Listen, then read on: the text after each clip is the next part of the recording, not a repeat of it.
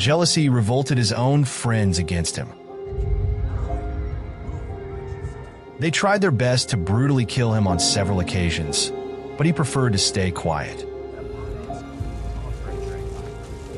Until that one day when he broke his silence to take the perfect revenge.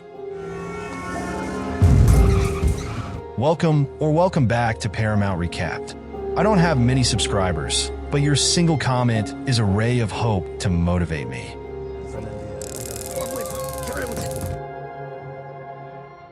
The movie kicks off with Colt Seavers, a stuntman, casually reflecting on how people like him have been a big deal in Hollywood. He gets knocked around a lot for his work, but it's all worth it because he's got a crush on Jody Moreno, the camera operator who's aiming to be a director. In his latest gig, Colt is doing stunts for a famous actor, Tom Ryder. One day, Colt straps into a harness for a big fall, but surprise, things go terribly wrong. Instead of landing gracefully, he crashes hard and messes up his back. As you can imagine, Colt decides to call it quits, not just with his job, but also with Jody. I mean, nothing says I'm out quite like a back injury. Fast forward 18 months, and Colt's gone from stuntman to valet driver, a career switch no one asked for. He hasn't spoken to Jody since the accident, which is honestly probably for the best. One day, a former coworker spots him and refers to him as the fall guy, like it's not already a sore subject. So Colt responds in the most mature way possible. He does donuts in the parking lot to show who's boss. Later, Gail Meyer, a producer who frequently works with Ryder, reaches out to Colt. She offers him the chance to be Ryder's stunt double on a new sci-fi flick, Metal Storm. Colt's not into it at first, but when Gail drops the bomb that Jody's directed, he's suddenly all in.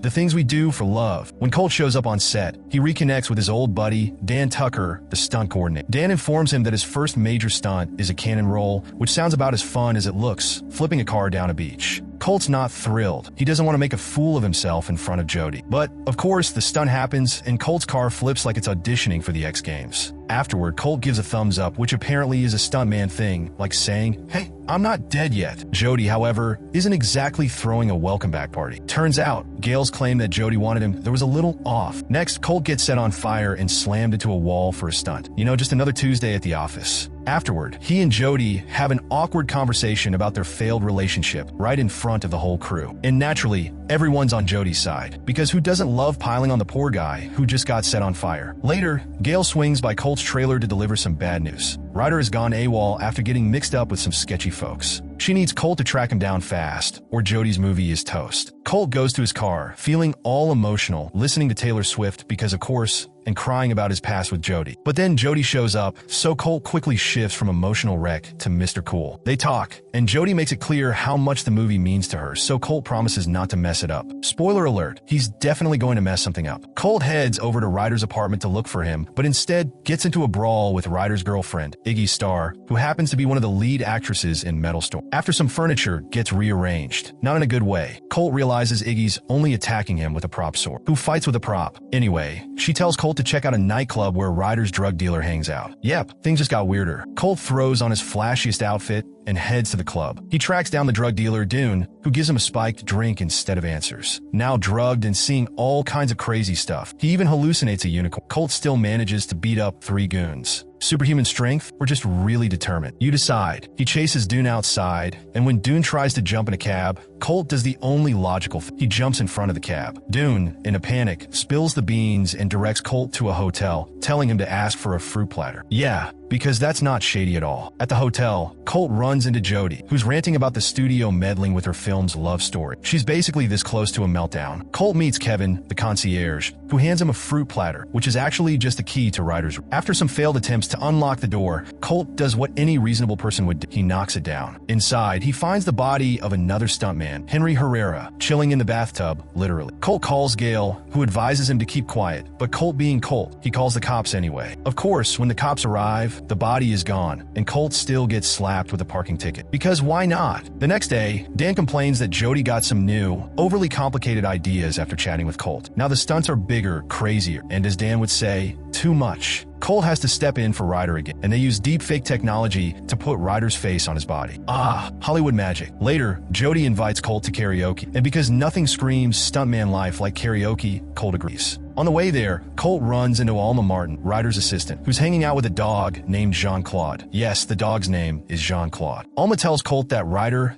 and Henry were at a wild party before Gail pulled her away. Alma's got Ryder's phone and knows there's some sketchy stuff on it, but she wants producer credit on Metal Storm before she hands it over. Colt says he'll see what he can do, but before they can talk more, Dressler, Ryder's security head, shows up, kidnaps Alma, and takes off. Colt grabs Jean-Claude, steals a truck, and takes off after. Meanwhile, Jody's at the karaoke bar, probably singing a sad song and wondering where Colt is. As Colt battles goons, Jean-Claude proves he's more than just a cute dog by biting some thugs where it hurts. They manage to stop the car and Colt flies through the windshield again, but he's fine. He makes it to the karaoke bar, only to find out that Jody's long gone. Tough luck, man. In the end, Colt and Dan hand Ryder's phone over to a crew member named Vinny, who's going to try to hack it. Only problem is, she needs Ryder's password. The guys head over to Ryder's place and start rummaging through all the sticky notes he's plastered everywhere. Finally, they spot the password right out in the open. Once Vinny cracks into the phone, Colt and Dan stumble upon a video showing Ryder, Iggy, and a few others hanging out with Henry. Henry jokes about Ryder not doing his own stunts, and then Ryder attempts one, accidentally knocking Henry down and, well, killing him. Right after that, Vinny gives Dan a ring, letting him know that the news has broken the story of Henry's death, and guess what? Colt's now the prime suspect. To make things worse, Dressler and his crew pop up and start shooting at Colt and Dan. In the chaos, Dressler blows up Ryder's phone right out of Colt's hands. After some back and forth with the goons,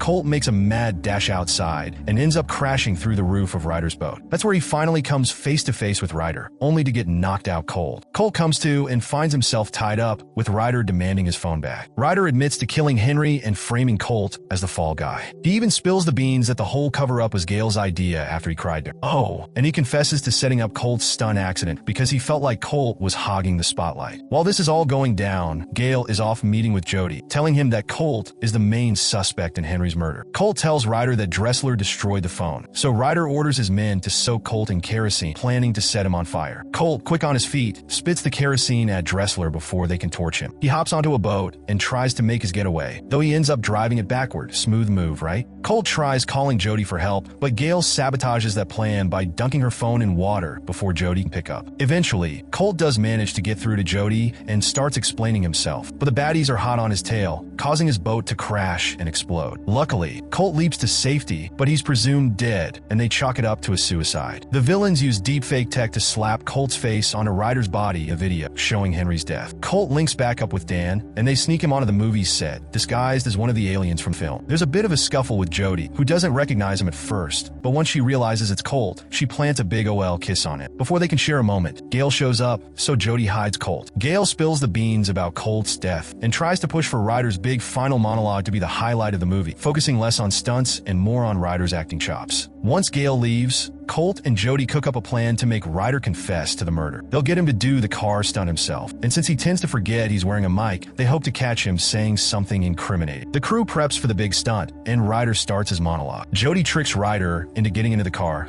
claiming they need a close-up of him behind the wheel. That's when Colt reveals himself and takes off with the car, while Dressler and his goons give chase. Jody and Dan hold off the bad guys long enough for Colt to get Ryder to spill the truth. Ryder admits to killing Henry and reveals that Gail orchestrated the whole frame-up. After the confession, Colt pulls off an insane jump across a canyon, knocking Ryder out in the process. Gail tries to swoop in with a helicopter, snatching the confession tape, but with Jody's help, Colt manages to jump onto the chopper. He fights both Gail and Ryder, eventually recovering the tape and dropping onto a crash mat set up by the film crew just in time. Colt and Jody celebrate with a well-earned kiss. Metal Storm finally hits theaters, with Jason Momoa stepping in to replace Ryder as the lead.